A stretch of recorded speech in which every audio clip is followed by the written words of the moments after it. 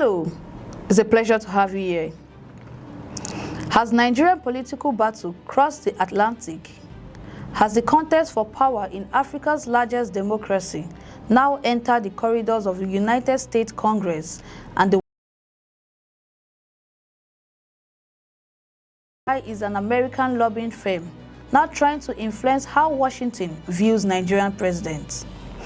These are the questions dominating political conversation after a United States-based lobbying firm retained by the former Vice President Atiku Abubakar made fresh claims about President Bola Tinubu and his relationship with the United States.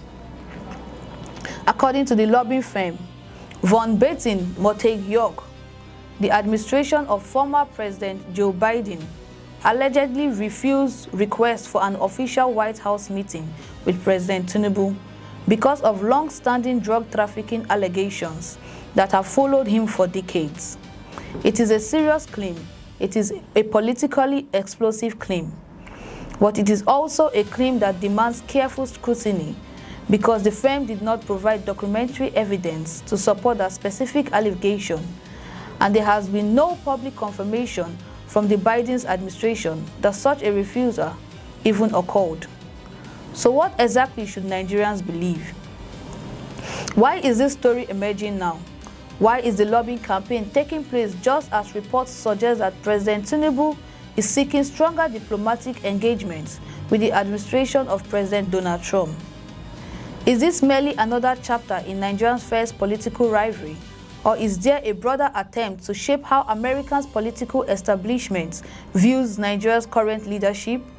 These are not ordinary questions because diplomacy is rarely separated from politics. The lobbying firm says it recently met with members of the United States Congress and officials within Trump's administration. According to its statements, the objective was simple. It wanted to ensure that American officials were fully aware of publicly available records concerning historical allegations involving President Tinubu before any possible meeting between him and President Trump. But should a country's foreign policy be influenced by allegations that have publicly debated for decades? Or should current diplomatic relations be guided by present realities rather than historical controversies? The firm also referred to the civil forfeiture case in the United States involving funds allegedly linked to President Tinubu. That case dates back more than 30 years and has repeatedly resurfaced throughout his political career. The lobbying groups argue that American policy makers should take those public records into account when considering future engagements with Nigerian presidents. Yet another question naturally follows. If these records have been existing for decades, why are they suddenly becoming the focus of a fresh lobbying campaign in Washington today? Then there is the ongoing Freedom of Information Act lawsuits, currently before a United States Federation court. The case seeks the release of additional records from agencies including the FBI, the DEA, and the IRS relating to the historical allegation. The lobbying firm referenced that lawsuit as part of its discussion with American lawmakers. But it is important to remember that the case remains unresolved. Should unresolved legal proceedings be treated as political evidence before the courts have completed their work? Perhaps the most intruding part of this firm's statement is its claim that many members of the Congress were unfamiliar with the allegations involving President Tinubu.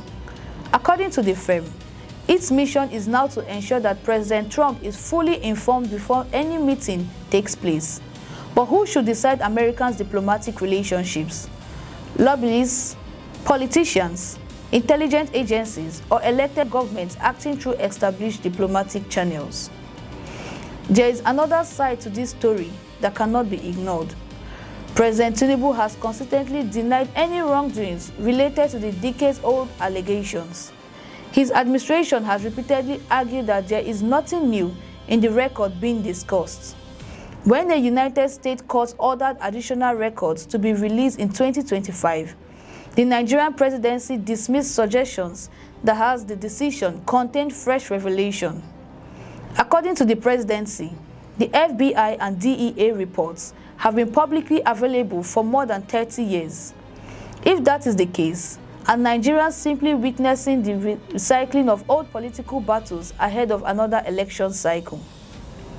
This development also raises even bigger question. Should domestic political competition be exported to foreign capitals? Democracies naturally involve disagreements. Opposition parties challenges governments. Government defend their records. Election determine who prevail. But when political parties move into foreign governments and international lobbying campaigns, does that strengthen democracy or risk weakening the country's global standing? Consider the broader implication. Nigeria is Africa's largest economy and one of the continent's most strategically important nations. Its relationship with the United States affects trade, security cooperation, investment, and regional stability. Should those national interests become entangled in partisan political competition, or should Nigeria present a united diplomatic front abroad while resolving its political disputes at home? There is also a lesson here about lobbying itself. Lobbying is perfectly legal in Washington. Governments, businesses, and political organizations from around the world employ firms to advocate their positions before lawmakers. That is how American political system operates.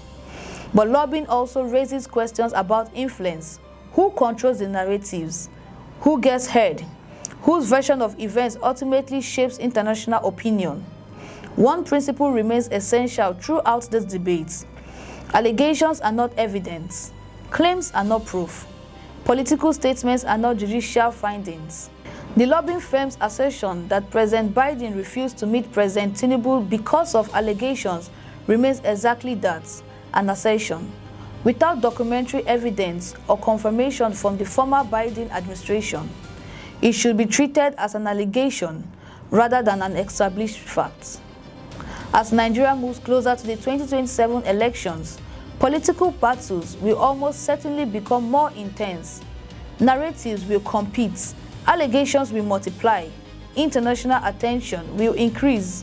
The responsibility, therefore, falls not only on politicians, but also on citizens to distinguish between verified facts, political claims, and campaign rhetoric. Democracy depends not merely on passionate debates, but on informed debates. So where does this leave Nigeria today? A lobbying firm hired by former President Atiku Abubakar says it has taken President Tinubu's historical allegation directly to Washington. President Tinubu continues to deny wrongdoings. The Biden administration has also confirmed that the firm's central claim. The courts continue to consider the Freedom of Information lawsuits. The political contest continues, but the evidence must always come before the conclusion. So what do you think? Should Nigerian political disputes be fought in Washington, or should they remain within Nigerian democratic institutions? And should allegations without fresh evidence influence international diplomacy? Let us know your thoughts in the comments below. If you enjoyed fearless analysis that asks the difficult questions others avoid, please like, share, and subscribe, because in politics, the question often matters just as much as the answer. I'm Chimedrim Okoro, and do have a blessed day.